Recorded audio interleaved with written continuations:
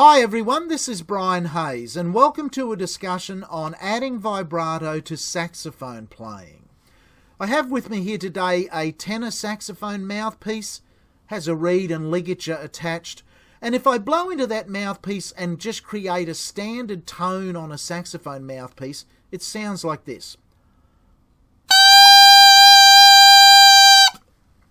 Now, for want of a better term, that tone could be represented by a straight line graph. What vibrato refers to is when that straight line graph bends up and down from its standard pitch, like this.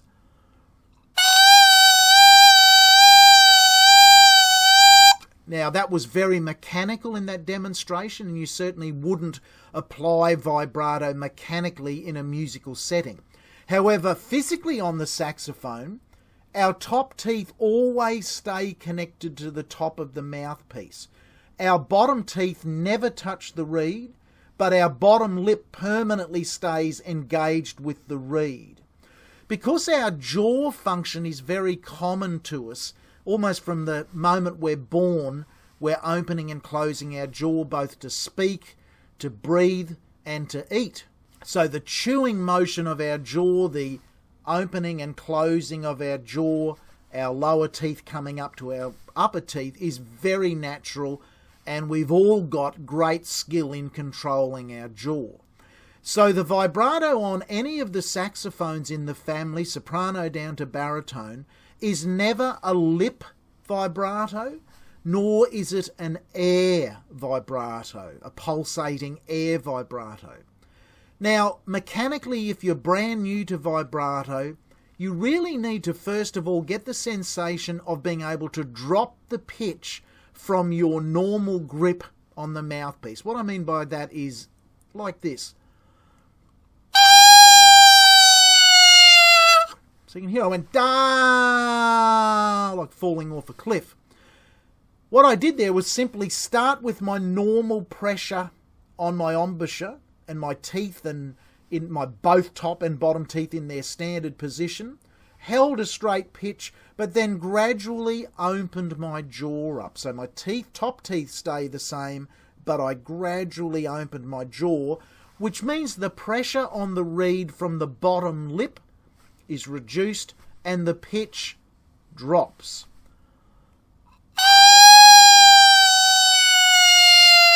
Now, if you've never tried that before, that might be really hard to get used to because it feels funny that you're blowing air through the mouthpiece yet opening up your mouth. When we actually play vibrato, 9 times out of 10, it's an incredibly small movement of our jaw, and the pitch bend we're looking for is a minor pitch bend, not a massive, wide open pulsation of the note. This is not how you would normally hear a saxophone play vibrato. So that's just a siren sort of sound. I don't know. There's nothing good about that, and there's no real musical use out of perhaps cartoon music for a vibrato where the pitch bend is that massive.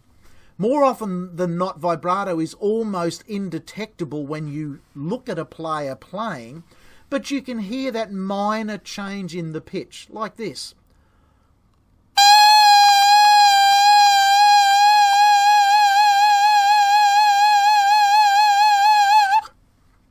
Again, I exaggerated the vibrato there. I'll just do that one more time and I'll try and hold my hand where you can see more of my mouth.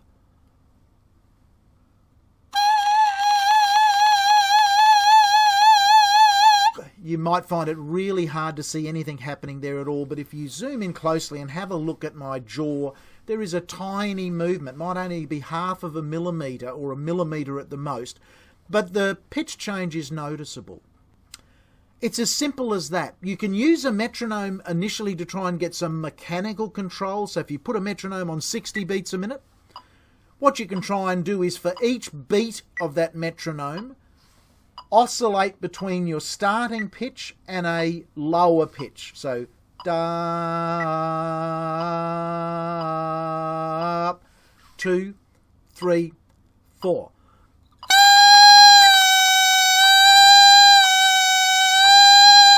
And so on. if we think of singing as we play the saxophone, no matter what the melody is, whether we're improvising our own solo or whether we're playing a really famous melody that's well known, if we sing that idea in our head, we can also mimic how we would add vibrato naturally in our singing voice to that melody. And our mind, if we've got the basic mechanical skills, that is, if we've practiced that control over our jaw motion, using the metronome if you're new to it so that you can speed up that metronome from 60 beats a minute to 70 to 80 to 90 to 100 and be able to control the fluctuation of the pitch so that when you return to the pitch that you come back to the original note that you started on, not like this. It's all over the shop. You don't want that. You want absolute control over your pitch bend. Then when you apply it in your playing, whether you're playing a contemporary modern style saxophone melody and solo or a slow ballad, you'll find it's quite easy to put your own signature touch on vibrato. So I'm going to show you now a clip of me playing a contemporary melody on the alto sax. This is not a slow song, and it's in a modern setting. And there's a little bit of use of vibrato here on the longer notes. Now, when I was playing this, I definitely was not thinking at any time of when to add vibrato in. Just like when you sign your name, you don't think about it, you just do it. You've done it hundreds and thousands of times, and it becomes very natural. So what I want you to do is have a close look at my jaw around the mouthpiece where I hold the mouthpiece. Have a look at my bottom lip and my jaw, and you'll see some minor movement of my jaw, and if you listen you'll also hear some vibrato being added in on this alto sax solo, mainly on the longer notes. Let's have a listen to it.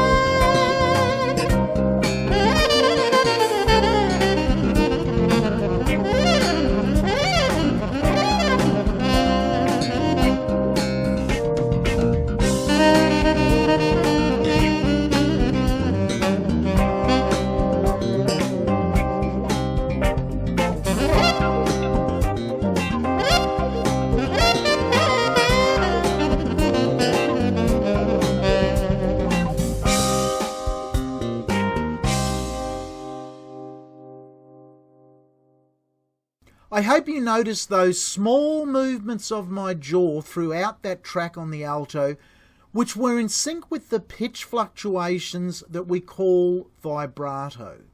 Just to finish now, I'm going to play a short video clip of me on tenor saxophone playing the beautiful ballad Smoke Gets in Your Eyes. This is a classic song where you would naturally want to add vibrato. It's played in the lowest register of the tenor saxophone with a subdued subtone sound. However, the pulsation of the vibrato effect is almost mandatory to capture the essence of a beautiful ballad. Bye for now.